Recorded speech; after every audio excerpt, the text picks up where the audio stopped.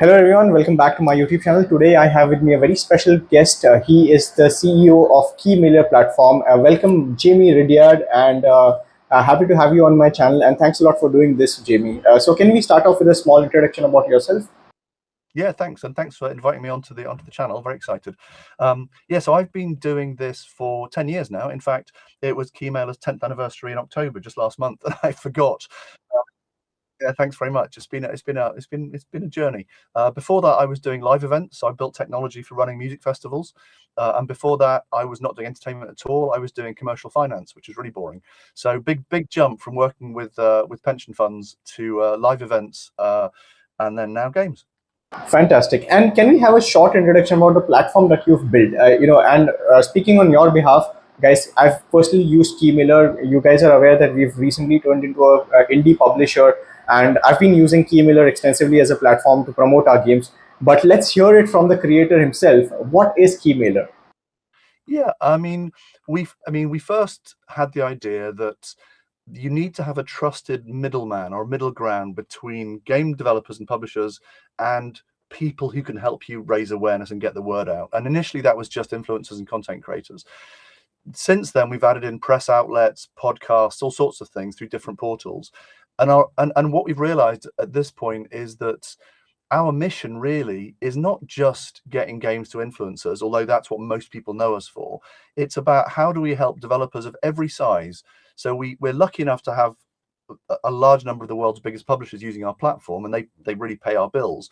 But we also feel responsibility to those solo devs, right? We know how hard it is being a solo dev. It's heartbreaking, really, quite often.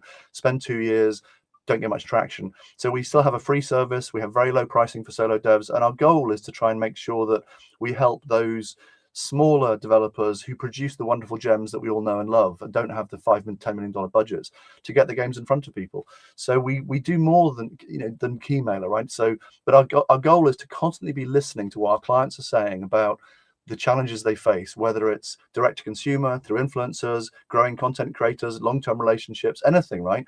So it maybe in a minute I'll give you a quick run through of what we're doing now, but Keymailer is still super popular, but we do a lot more now. All right, so that's a wonderful platform that you've created, Jamie. And how has been the journey so far? What has been some of the metrics, if you could share, and what has been some of the success journeys? Any popular indie titles that you're super proud that they use Keymailers? Yeah, absolutely. I mean, I think I don't like to pick on individual ones, but the developers of Slay the Spire gave us a lot of credit in 2019 for breaking through. I think we all know Slay the Spire, and that's we've had a lot of credit for that.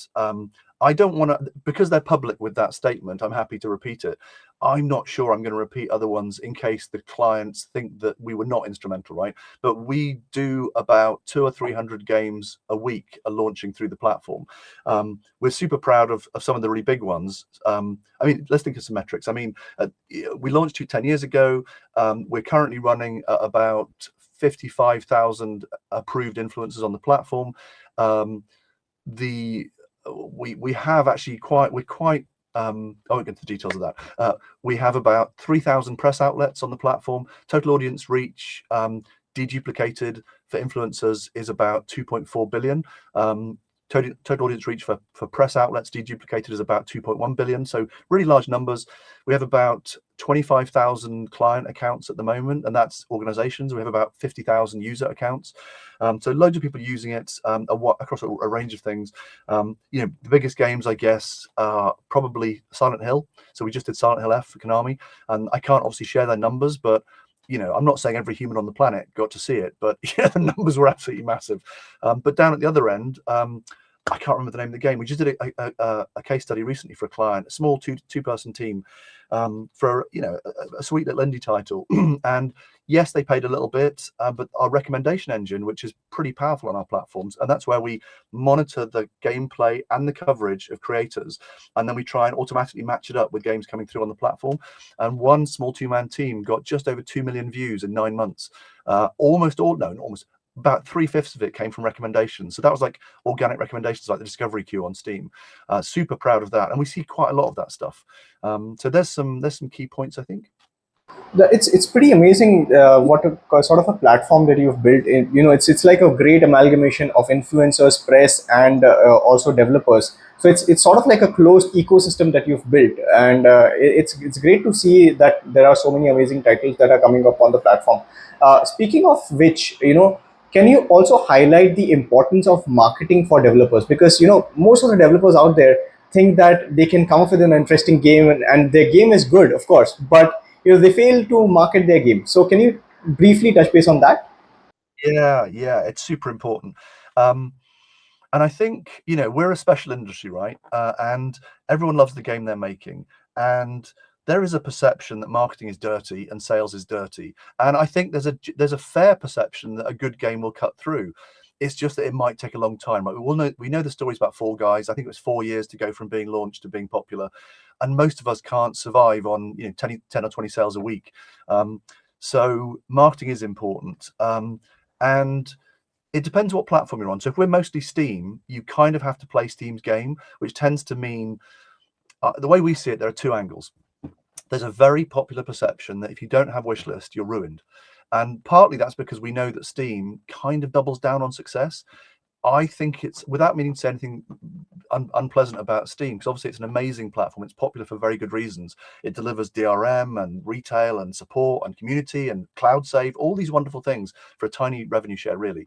But when it comes to helping small devs get discovered, it can't, right? There's too many. And they're not claiming to be experts at picking games, right? Content creators are better at highlighting really good games. But if you want Steam to amplify your launch, you better have, tens of thousands of wishlist. And for most developers, that's really hard. I'm going to put a little plug in. Maybe at some point I'll talk through what we do, because we do playtesting as well now, and we do all sorts of stuff. But in a couple of months, we'll be launching a direct-to-consumer wishlist tool, which we're excited by, right? Because we've kind of resisted that for a while, because we think you should really just focus on press and influencers getting your awareness raised. But this is a new angle. And if you want to do that with Steam, you kind of need to get your wish list high. The other approach is do what comes naturally, like develop the game. The key thing, I think, lots of developers tend to be a bit introverted or just focused on their game. And it's super important to get out there and talk, right? And that can mean just going to your local tabletop gaming club down your street, or it could be a dev meetup in the nearest big city. It could be going to a regional gaming event, right? You don't have to travel all the way to Cologne to go to, Gamescom or something.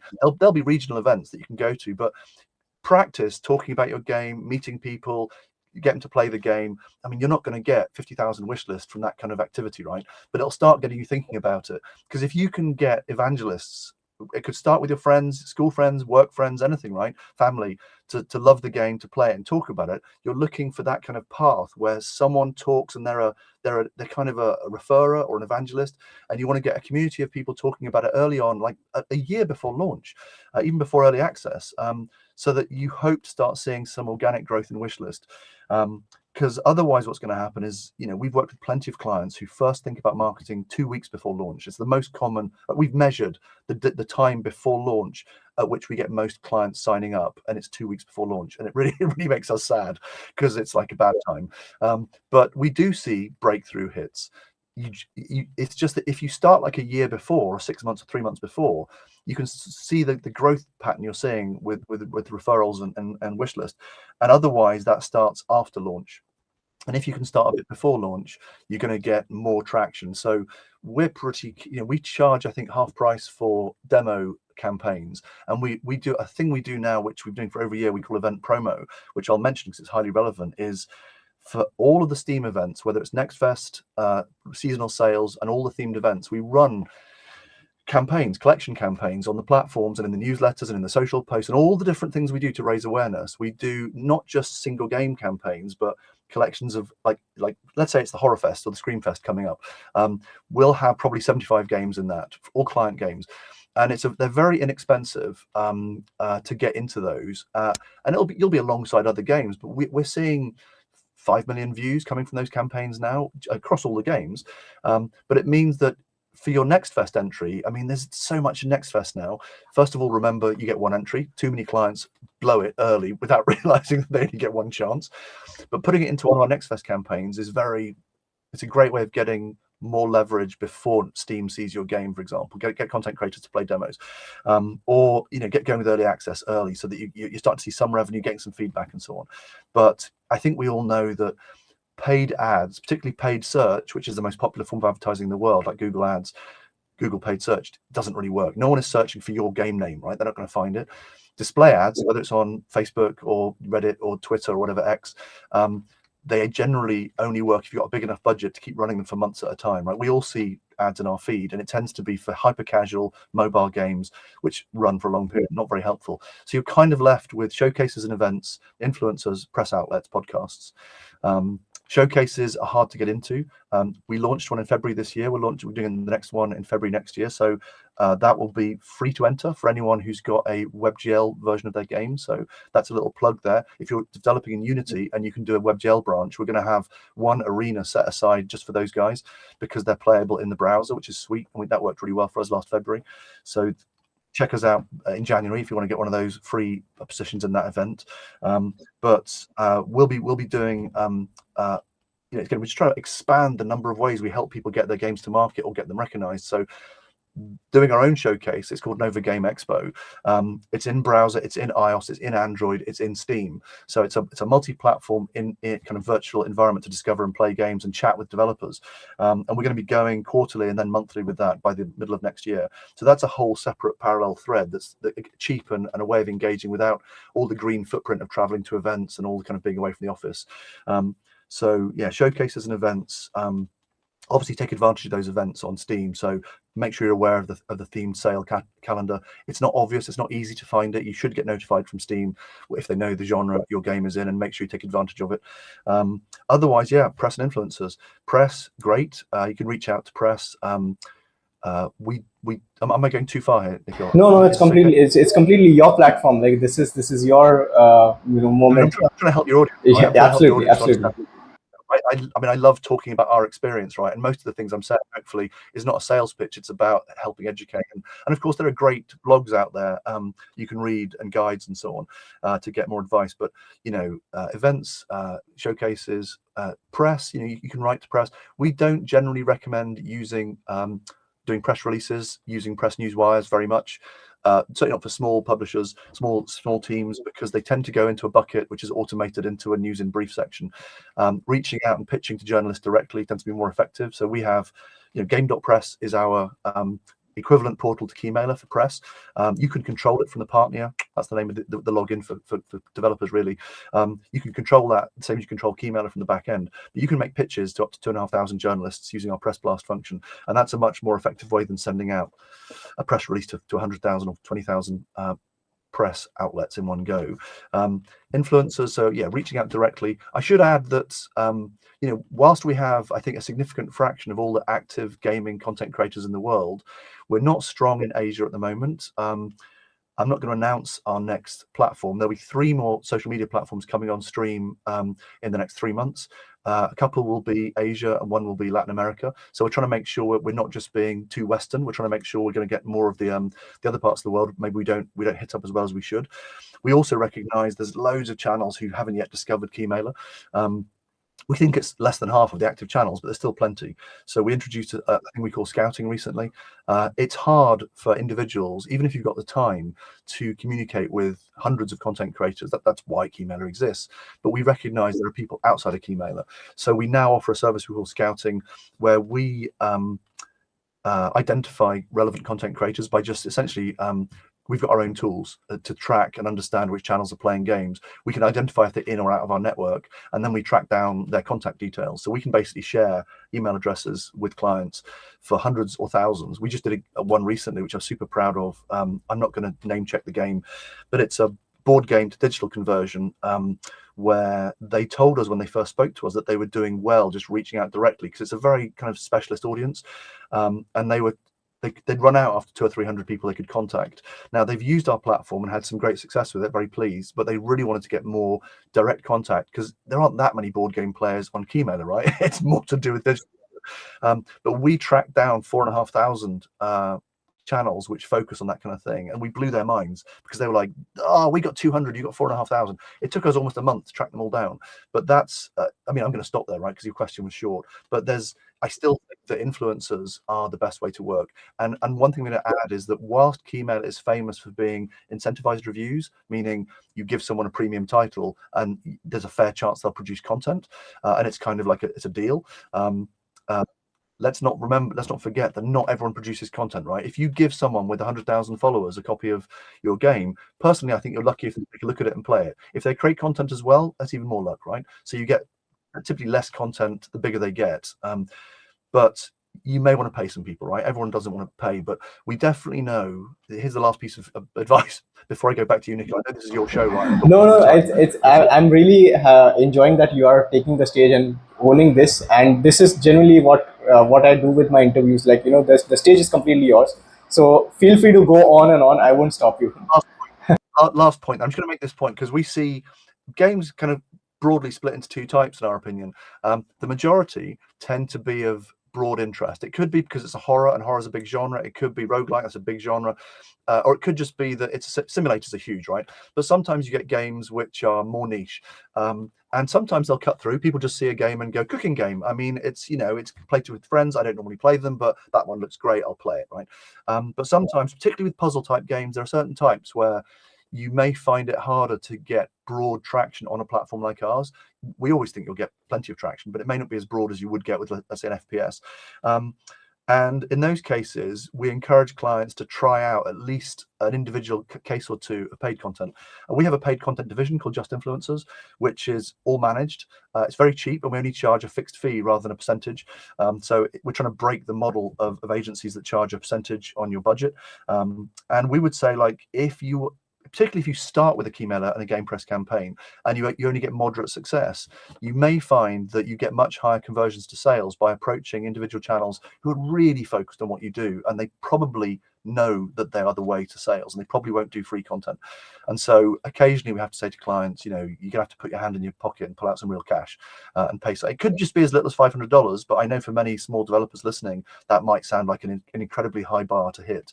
But I've got a client in Asia at the moment who basically taught us this lesson, right? Because and I'm very grateful to him. I'm not going to mention his name, but he showed us his performance on Keymailer versus very carefully cherry picking, and his games are very niche, and he gets amazing success, huge payback on paid influencer content. It's less frequently necessary, but there's a lot of tips there. Yeah, that is fantastic, and quite a wealth of information that you've shared, Jamie. Which brings me to my next question.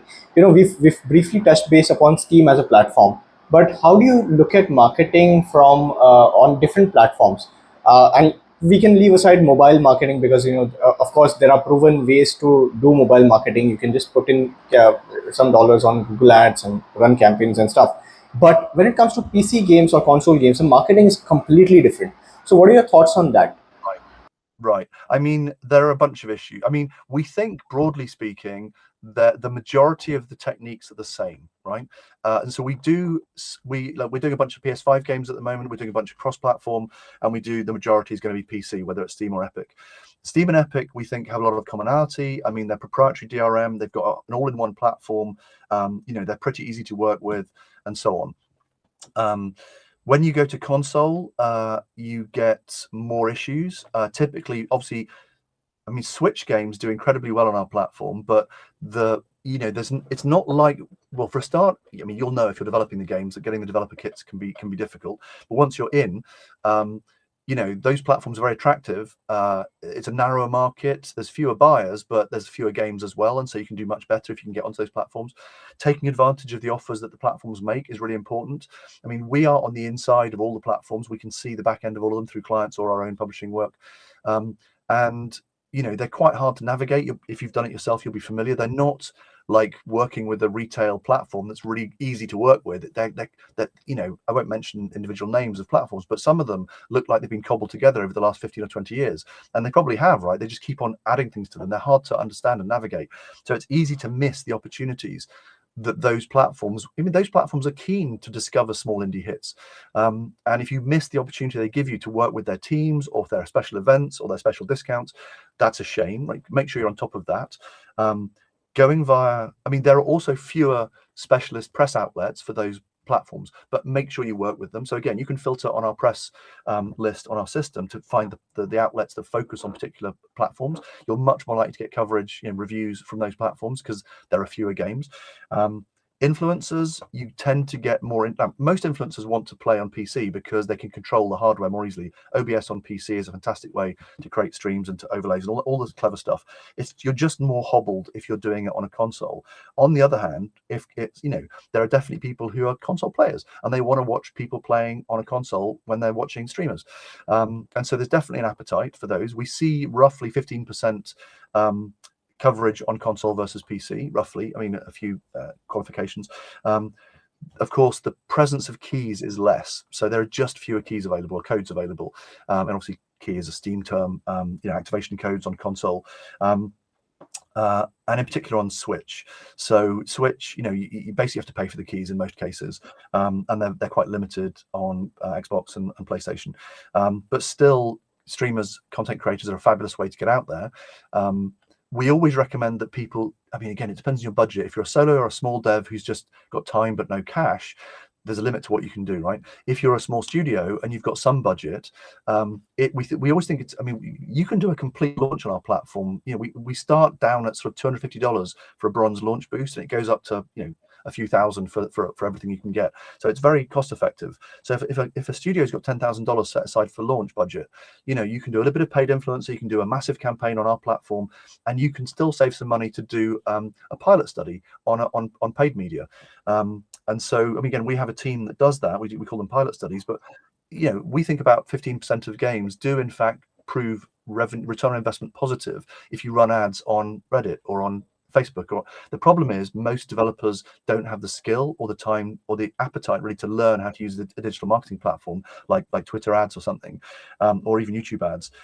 And so having someone to help you with that is very helpful. And if you do discover, let's say, that your Reddit ads are paying out 10% more than they cost you, that's a win, right? You just put all your money into the Reddit ads and you're making 10% more than you're putting in until it stops working. And most of our clients don't bother doing that. But, I kind of run out, right? Those are the three options I think you've got. That is fantastic load of information, Jamie. And for those of you who are watching this interview, regardless if you're a developer or publisher, I would definitely recommend that you check out the platform Keymailer.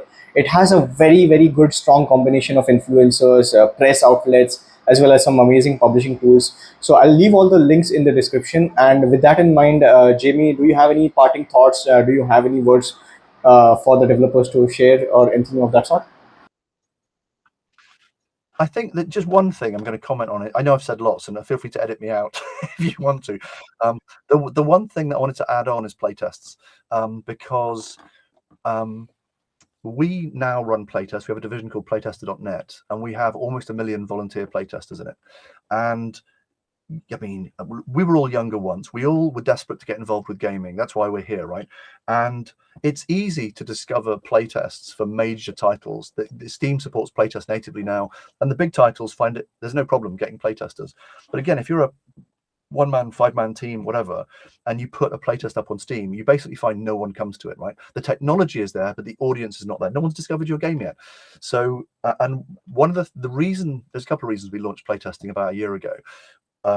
The most important reason was that we saw too many clients spending their hard-earned budget on a Keymailer campaign, even just a cheap Keymailer campaign, because if it's hard for you to raise $500, it's hard for someone else to raise 5,000 and so on. And maybe they would fail, and sometimes they'd fail because the game wasn't ready. And content creators are not generally very well paid, and everyone's struggling to earn money. And if you give a copy of a game to someone, lovely trailer, great images, and they take your game and they're going to play it on their stream this evening. They've set aside 2 hours to play through your game, and they fire it up, and they've not played it before because they're busy, and you're lucky you've got the opportunity, and it doesn't work, or the key mappings aren't good, or the language isn't what you said it was, or it's badly translated, or it embarrasses the creator. These are bad things for them, right? Not just for you. And sometimes you'll find a content creator react negatively. It's like they're live on stream. They trusted that you had got the game ready. Don't reach out, particularly to big content creators who are even more busy and more precious, unless your game's ready. And so what we're trying to do now is, like, we work with influencers, obviously, we work with press, but also we work with enthusiasts. So our playtester.net is a place where we go, who wants to volunteer to play this game, right? We're basically doing matchmaking with playtesters. So we have all their Steam accounts linked, we know what they play, and we're charging very small amounts, like $100 for a 100-person playtest.